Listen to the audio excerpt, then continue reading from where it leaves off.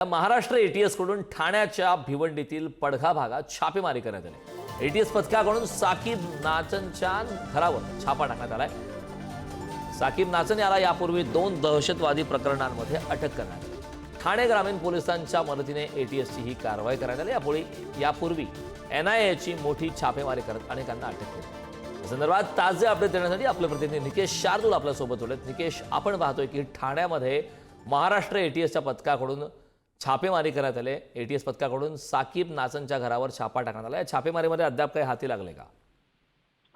नक्कीच कारण महाराष्ट्र एटीएस कडून ठाण्यातलं पडगा गाव आहे आणि या पडगाव गावामध्ये एक बोरिवली असं एक गाव आहे जे ग्रामीण भागामध्ये येतं।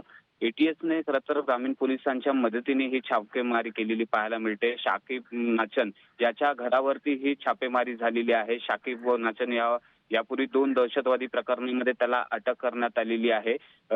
गेल्या दीड वर्षापूर्वीच याच गावामध्ये एटीएसने आणि एनआयएने छापेमारी केली होती। तेव्हा एक कोम्बिंग ऑपरेशन राबवलेलं होतं आणि या कोम्बिंग ऑपरेशन मध्ये दहशतवादी संघटनांशी निगडीत किंवा दहशतवादी प्रकरणांमध्ये अनेक जण असल्याच्या संशयामुळे 15 जणांना एटीएसने अटक केलेली होती आणि याच गावामध्ये अजून देखील दहशतवादी संघटनांशी काही निगडीत लोक राहतात। काही संशयित कारवाया सुरू असल्याचा संशय एटीएसला आल्याच्या नंतर आज सकाळी ही छापेमारी जी आहे ती सुरू केलेली आहे।